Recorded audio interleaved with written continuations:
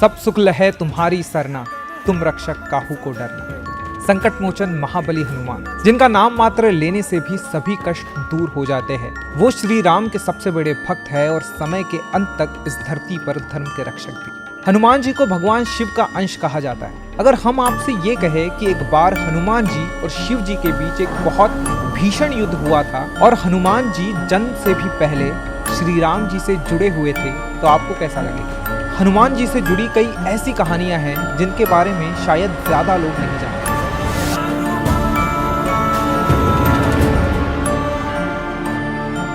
हनुमान जी वानरराज केसरी और देवी अंजना के पुत्र थे, ये बात कौन नहीं जानता। पर क्या आप जानते हैं कि देवी अंजना पहले एक अप्सरा थी जिनका नाम था पुंजिक स्थला। लेकिन एक बार ऋषि दुर्वासा जब इंद्रदेव की सभा में उनसे कुछ बात कर रहे थे तो पुंजिक स्थला कई बार उनके सामने से गुजरी, जिससे उनका ध्यान भटक रहा था। दुर्वासा ऋषि ने क्रोध में आकर पुंजिक स्थला को श्राप दे दिया कि उनका जन्म धरती पर होगा और वो भी वानर होगा। इसके बाद ही पुंजिक स्थला का जन्म देवी अंजना के रूप में हुआ और वानर राज केसरी से उनका विवाह। धरती पर उन्होंने कड़ी तपस्या की और वायुदेव के आशीर्वाद से हनुमान जी को जन्म दिया। हनुमान जी के जन्म से जुड़ी एक और ऐसी कहानी है जिसे ज्यादा लोग नहीं जानते।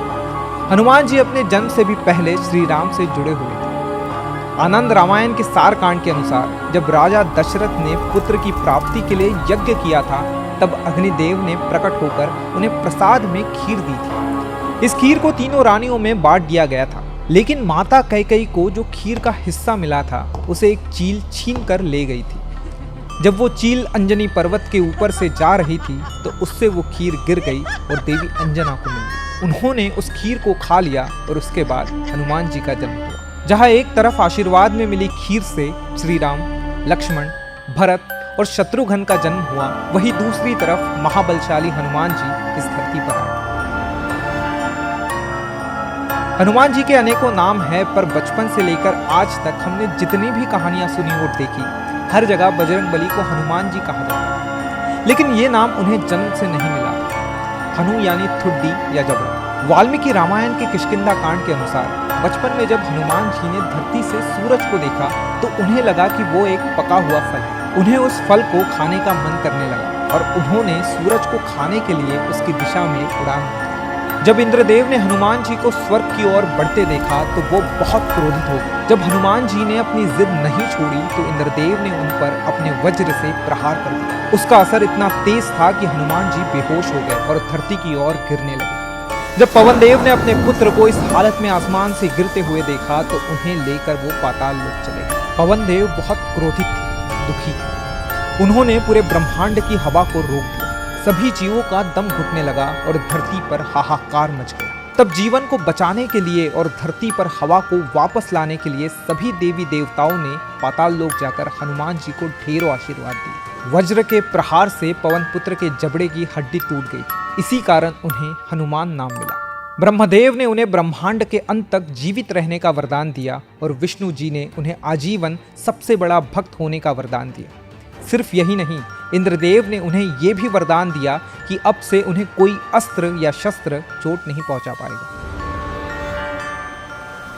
पुराणों के हिसाब से ऐसा माना जाता है कि हनुमान जी शिव जी के अवतार है। लेकिन अगर हम आपसे ये कहें कि एक बार हनुमान जी और शिव जी के बीच भयंकर युद्ध हुआ था, तो पद्म पुराण के पाताल कांड के अनुसार श्री राम ने अश्वमेध यज्ञ का आयोजन किया। यज्ञ के दौरान अश्व को छोड़ दिया गया, जो दौड़ते दौड़ते राजा वीरमणि के नगर जा पहुंचा, लेकिन वहां उसे पकड़ लिया गया। अगर यज्ञ के घोड़े को कोई रोक ले तो उससे युद्ध करने का नियम था।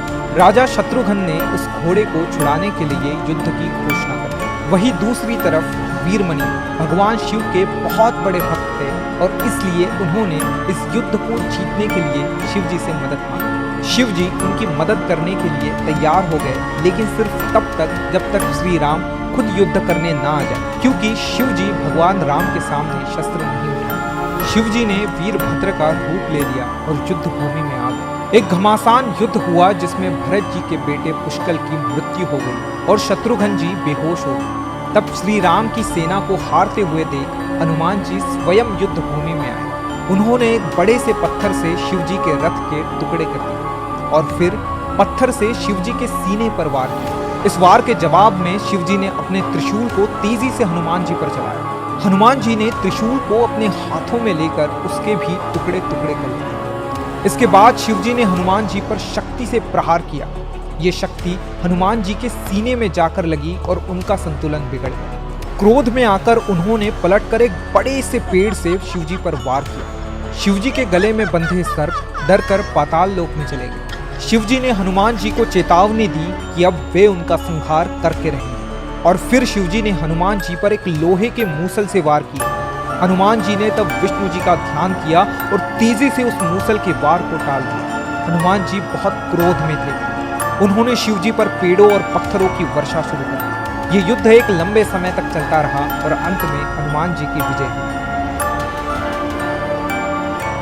आज भी इस संसार में जब जब राम कथा सुनाई जाती है, ऐसा माना जाता है कि किसी न किसी रूप में हनुमान जी वहां उपस्थित हो गए। पूरी दुनिया में हनुमान जी के एक ऐसे रूप की पूजा होती है जिसमें उनका पूरा शरीर सिंदूर से ढका होता है। हनुमान चालीसा के हिसाब से हनुमान जी का कंचन वर्ण है, यानी उनका रूप सोने से बना हुआ है। तो फिर उन्हें इस रूप में क्यों पूजा जाता है?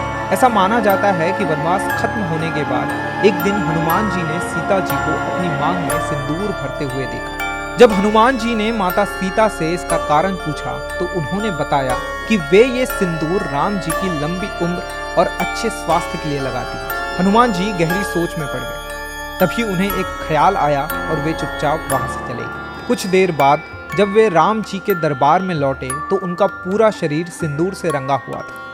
ये देखकर श्री राम हैरान हो गए। जब उन्होंने हनुमान जी से इस बात का कारण पूछा तो उन्होंने अपना सर झुकाकर प्रभु से कहा, जब माता सीता के एक चुटकी सिंदूर लगाने से श्री राम की उम्र लंबी हो सकती है तो पूरे शरीर पर सिंदूर लगा लेने से श्री राम को कितना लाभ होगा।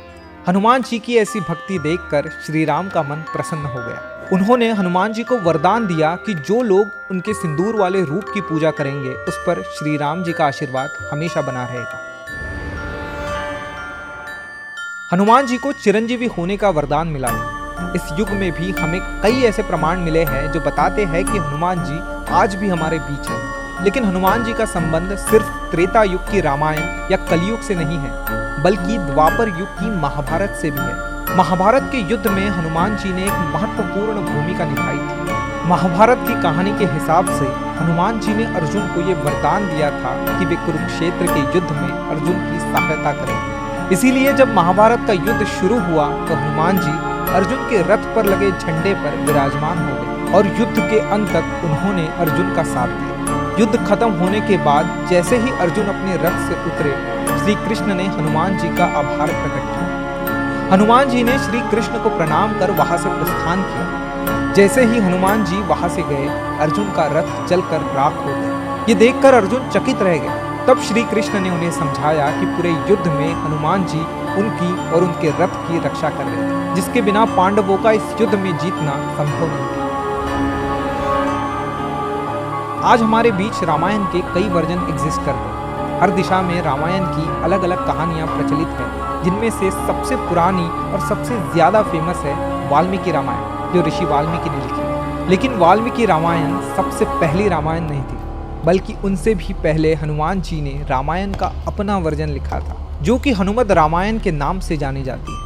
कुछ कहानियों के हिसाब से जब ऋषि वाल्मीकि रामायण की कथा पूरी करने के बाद हनुमान जी के पास पहुंचे तो उन्होंने देखा कि हनुमान जी ने हिमालय के पहाड़ों पर अपने नाखूनों से रामायण का अपना वर्जन लिखा हुआ है। ये देखकर ऋषि वाल्मीकि दुखी हो गए, क्योंकि वे जानते थे कि अगर हनुमान जी की रामायण दुनिया के सामने आ गई तो उनकी रामायण का अस्तित्व कम हो जाएगा। जब हनुमान जी को ऋषि मुनि के दुख का कारण पता चला तो उन्होंने बिना एक पल सोचे अपनी लिखी हुई रामायण को नष्ट कर दिया और रामायण का ये वर्जन हमेशा के लिए गायब हो गया। तो ये थी हनुमान जी से जुड़ी कुछ ऐसी कहानियाँ जिनके बारे में शायद ज़्यादा लोग नहीं जानते। अगर आप हनुमान जी या रामायण से जुड़ी और ऐसी लेसर नोन कहानियों में इंटरेस्टेड हैं तो हमारी ये वीडियो देख सकते हैं। और अगर आपके पास भी ऐसी कुछ कहानियाँ हैं तो हमें कमेंट सेक्शन में ज़रूर बताएं। And don't forget to subscribe to Raj for more अनकही, अनदेखी और अनसुनी।